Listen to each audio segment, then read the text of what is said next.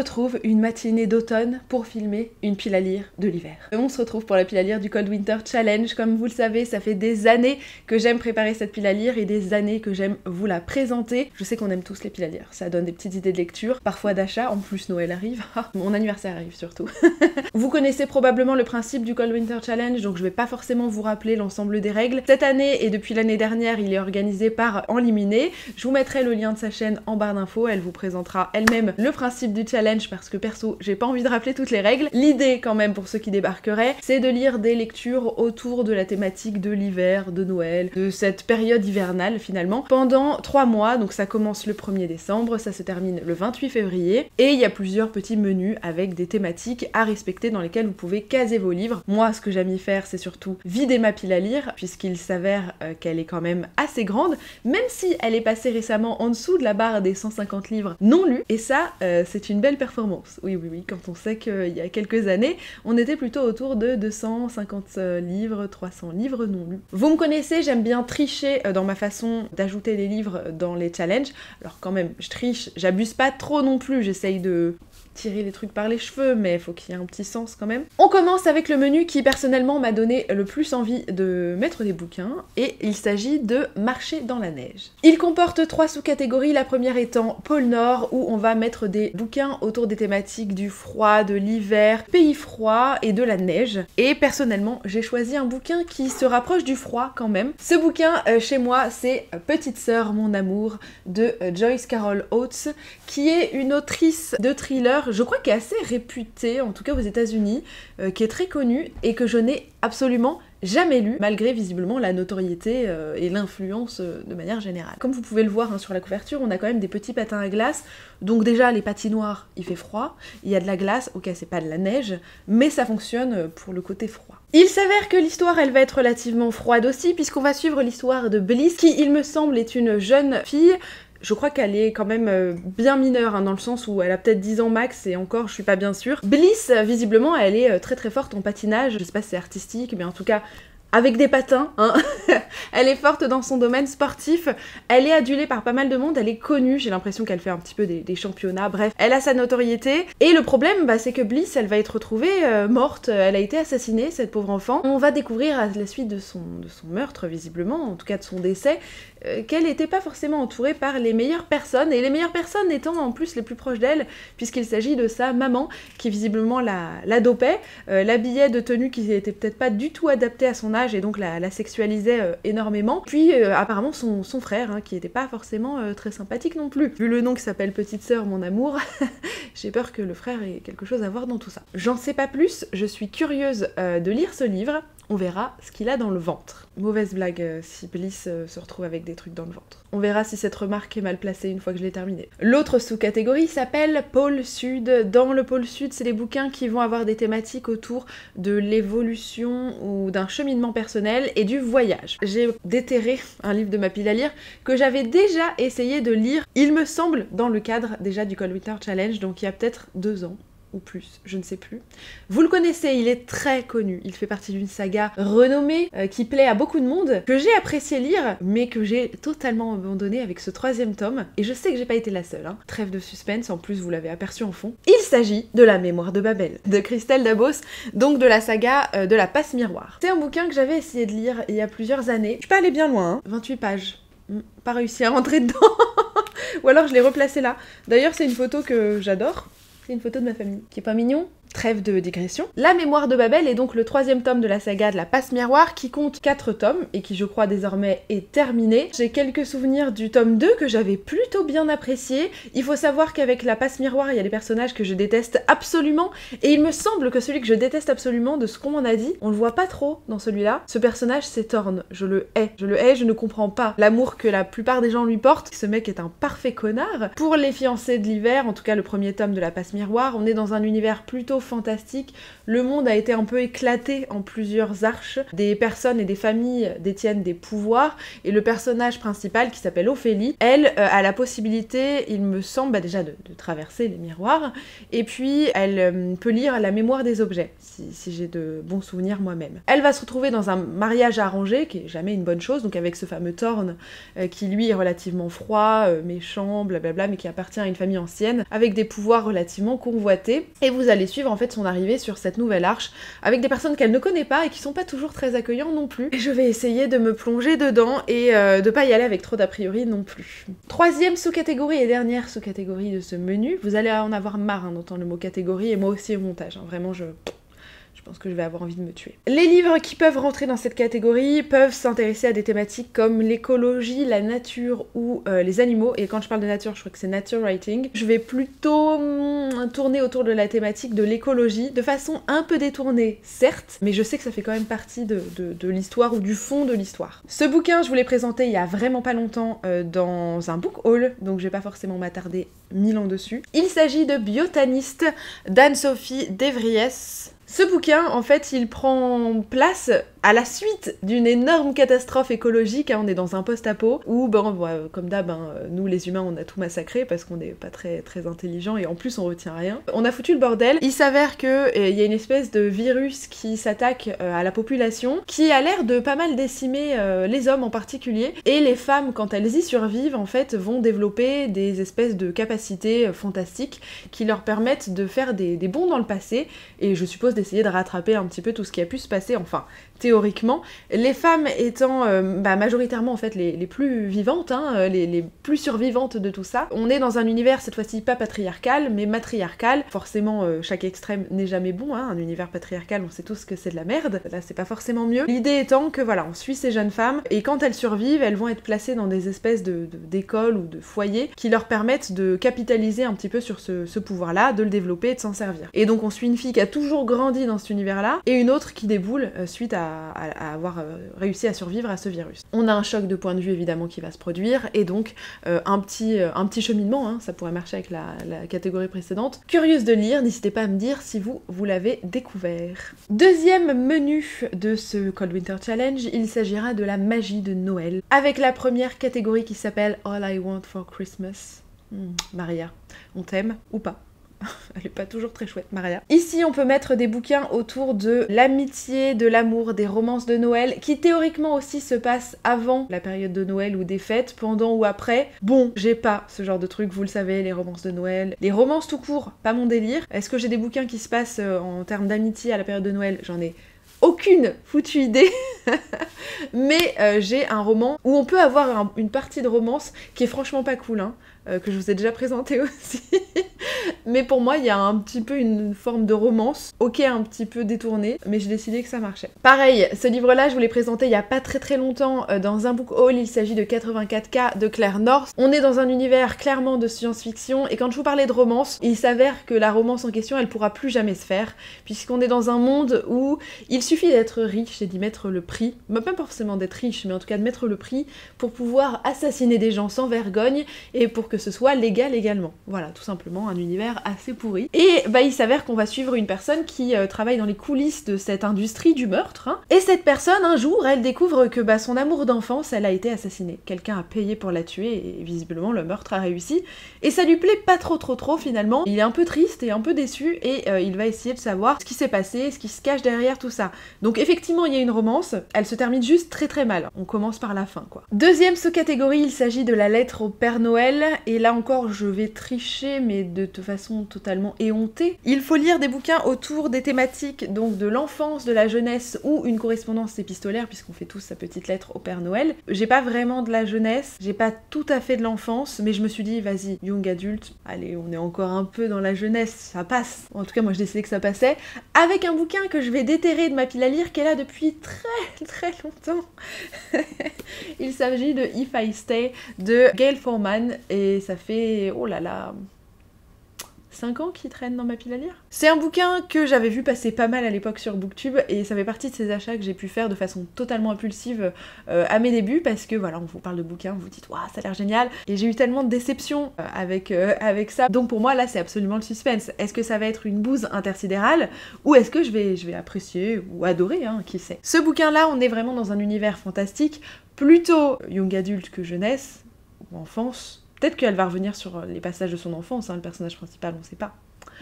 Et si c'est le cas, bah ça marche. L'idée, c'est que c'est une histoire qui est pas très drôle non plus, hein, visiblement, comme le premier, ça commence avec un décès. On a une jeune femme, celle-ci, hein, parce que ça a été adapté au cinéma, qui va avoir un accident. Elle décède, donc bon bah pas cool, et je crois qu'elle reste à l'état de fantôme pour accompagner en fait ses parents et sa famille en tout cas dans leur deuil et bah, dans cette tragédie et ce traumatisme qui certes lui pour le coup n'est pas drôle, hein, je sais de quoi je parle, je crois qu'on est un peu dans cette idée là, donc pas forcément la lecture la plus rigolote, mais je pense que ça peut être intéressant, en tout cas ça avait eu de très bons avis pour l'époque.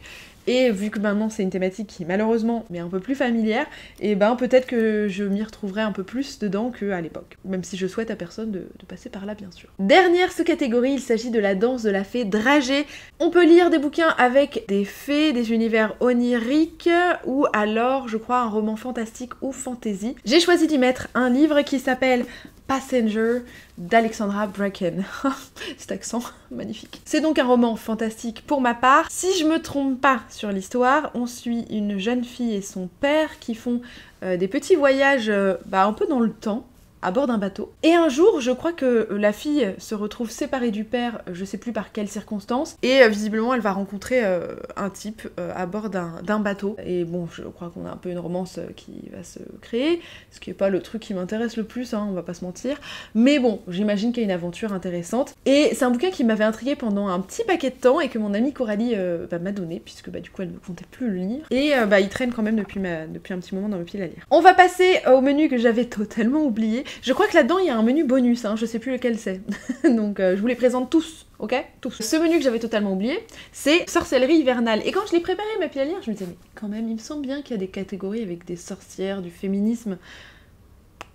Avait oublié. Première sous-catégorie, il s'agit d'étoiles des neiges. Bon, moi ça me rappelle les bons et fonds du ski. Il faut lire des thématiques autour de l'astrologie, de l'astronomie ou de la science-fiction. Pour ma part, vu que j'ai complètement oublié tout ça, je vais juste y remettre 84K de Claire North que je vous ai présenté juste avant. Autre sous-catégorie, il s'agit de Baba Yaga. Cette fois-ci, il faut lire des livres autour de sorcières, de féminisme, de femmes de pouvoir. Ici, j'ai choisi d'y mettre La ville sans vent d'Éléanore Bévillepoix, que j'ai acheté aux Imaginales il y a pas très longtemps, pour me rapprocher de la thématique, pas forcément du féminisme, mais on va dire d'une femme de pouvoir. On est quand même dans une jeune fille qui va chercher à résoudre un mystère personnel, et donc j'imagine hein, qu'elle va développer des pouvoirs. On a peut-être des femmes d'ailleurs qui sont des femmes de pouvoir, et on est dans un univers fantasy avec des mages, donc je pense que, ok, on n'est pas tout à fait sur une sorcière, mais voilà, s'il y a des capacités magiques, pouvoirs, tout ça, ça passe. Donc cette jeune fille, elle va arriver dans cette ville qui est couverte d'un dôme, c'est pour ça qu'on parle d'une ville sans vent, qui est jalonnée un petit peu de strates hiérarchiques, à la fois physiques, dans le sens où la ville est dessinée en fait en plusieurs étages, et donc plus on est haut, plus on est puissant, plus on est en bas, moins on l'est. Et donc elle va se rapprocher d'une personne qui, elle justement, va accéder à du pouvoir, qui elle-même a un mystère et une quête à résoudre, et donc les deux vont s'allier pour trouver des réponses et évoluer dans cette ville sans vent. Et ça m'intrigue grave. Dernière sous-catégorie de ce menu, Yule. Ici on s'intéresse aux mythes et légendes, aux contes et aux réécritures de contes. J'ai pas trop de contes ou de réécritures de contes pour le moment, je dois avoir des romans graphiques avec ce genre de choses, mais là tout de suite ça m'a pas plus inspiré que ça. Mais j'ai un roman qui peut marcher avec les mythes et légendes, dans le sens où je pense que l'autrice s'en est inspirée quand elle l'a écrit. Il s'agit de Shahara de Charlotte Bousquet, qui est dans ma pile à lire lui aussi depuis un petit paquet de temps, et c'est pas la première fois qu'il se retrouve dans une pile à lire de challenge. Alors, il les a peut-être tous fait, hein. Je l'ai acheté, on va pas se mentir, la couverture était magnifique. Voilà, j'ai été très faible face au marketing. Et l'histoire peut être très intéressante, puisque si je me souviens bien, on retrouve une jeune fille qui se réveille dans le désert. Je sais plus si elle appartient à un peuple qui est doté de pouvoir, mais en tout cas, il me semble qu'elle en a. Et elle va être rapprochée d'un type qui est pas très sympatoche, puisque visiblement, il veut l'avoir pour femme, mais elle est pas tout à fait d'accord. Bref, le fait est qu'on va évoluer dans un univers qui est justement rempli de pas mal de légendes, de mythes, et que de toute façon, l'autrice s'en est inspirée. Donc, ça peut fonctionner dans cette sous-catégorie, c'est pour ça qu'il s'y retrouve, alors qu'on est quand même dans un univers désertique plutôt chaud, hein, mais il marche dans le Cold Winter Challenge, voilà. On passe au menu suivant qui s'appelle Hiver sombre et on commence avec la catégorie Scrooge. Ici, les thématiques, ce sont anti-héros, mensonges et conflits. Pour ma part, j'ai choisi la catégorie, enfin la thématique du mensonge, avec un bouquin qui lui aussi est assez ancien dans ma pile à lire. Je vais dû vous le présenter une fois dans un book haul, et puis voilà. Il s'agit de Confessions d'une sage-femme de Diane Chamberlain. Je crois que l'autrice aussi est connue, et alors je sais pas du tout si elle écrit des bouquins qui me sont très familiers ou pas. Alors ça commence pas très bien, et comme je vous ai dit, on est sur la thématique du mensonge. On se retrouve avec une sage-femme qui en fait va commettre un suicide, et qui va être retrouvée, alors je sais pas si c'est par ses collègues, mais en tout cas ses collègues vont récupérer une lettre qu'elle a écrite, dans laquelle visiblement elle va révéler des choses sur sa vie ou des actes qu'elle a commis et qu'elle n'a jamais révélés. Alors je sais pas quel type d'acte il s'agit, une partie de moi espère qu'on va parler de thématiques autour de, pas forcément des violences obstétriques, qui sont pas genre toujours très drôles, mais justement autour de l'univers des femmes, de ce qu'elles peuvent vivre au cours d'une grossesse ou au cours d'un accouchement, et de thématiques qui peuvent justement pas forcément être volontairement engagées sur du féminisme, mais qui en tout cas parlent de ces parcours de femmes qui parfois sont relativement tabous, qu'on ne souhaite pas évoquer pour pas choquer en fait autour de la figure de mère, qui est quand même énormément sacralisée. Et moi j'aime bien lire des bouquins qui s'intéressent à tout ça, donc j'espère que ça tourne autour de ça. Sinon bah écoutez, tant pis pour moi, et puis ce sera comme ça. Catégorie avec laquelle je suis plutôt familière, Stalactite ensanglantée, que j'aime bien quoi. Bref, on peut lire des bouquins autour de thriller, horreur, suspense, bref, mon quotidien de lecture finalement. Et pour ça, j'ai pris un petit bouquin d'horreur, clairement on est dedans.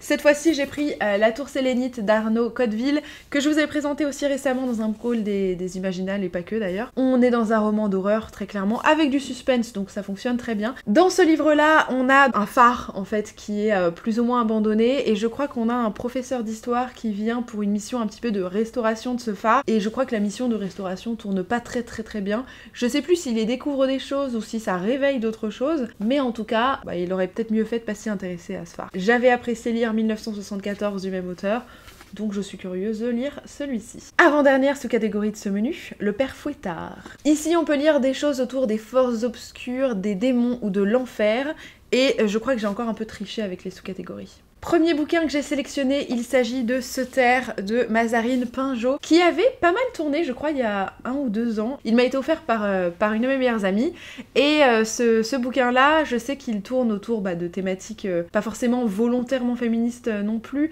mais on est quand même sur des violences faites aux femmes, donc pas une lecture simple, et donc bon, pour le coup, j'ai un peu tiré par les cheveux force obscure ou démon, parce qu'effectivement, les personnes qui font ça, alors malheureusement, restent parfaitement humaines, c'est des monstres parfaitement réels et non fantastiques, mais qui en tout cas font des activités qui sont absolument sombres et qui ne devraient pas avoir lieu. Donc en tout cas, voilà comment j'ai utilisé moi la catégorie. Donc ça peut être très intéressant, j'en suis même parfaitement convaincue. Par contre, évidemment, je pense que ce sera pas une lecture simple, mais que je suis très curieuse de faire. J'ai rajouté dans cette sous-catégorie un autre livre, qui cette fois-ci est plutôt un thriller, qui s'appelle Sur tension d'Olivier Norek. Franchement, je sais plus quel est le fond de l'histoire, si ce n'est qu'à un moment, on va influencer une femme à faire sortir son frère de prison, qui est un père de famille qui voit sa famille kidnappée, un truc comme ça. On suit un des personnages récurrents en fait de l'auteur, il a un espèce d'enquêteur et une brigade sur laquelle il a écrit 3 livres il me semble, qu'on suit régulièrement, mais peut-être même plus, je sais plus. L'idée c'est que voilà, on suit une de ces enquêtes-là. J'aime bien lire Olivier Norek parce que souvent il a quand même un petit engagement dans ses bouquins. Je sais pas si ce sera le cas ici. Je sais aussi que c'est un ancien, je sais plus si c'est un ancien capitaine, mais en tout cas il a pour le coup vraiment travaillé dans cet univers-là, donc ce qui est bien c'est que les bouquins sont quand même assez empreints de réalisme. Curieuse, voilà, un petit emprunt bibliothèque comme vous pouvez le voir. Dernière sous-catégorie de ce menu-là, il s'agit d'un chalet dans la neige, et là c'est des livres avec des thématiques autour de l'isolement, l'enfermement ou le huis clos, et là j'en ai un parfait. Alors ça se passe pas dans la neige, mais en termes de huis clos, je pense qu'on est pas mal. C'est un bouquin là encore que j'ai emprunté à la bibliothèque et que j'avais vu passer il y a des années sur Booktube. Il s'agit de Vol 1618 de Bertrand Puard. Et moi j'ai très peur des avions, donc je retiens facilement les trucs avec des avions. Voilà, j'aime pas prendre l'avion.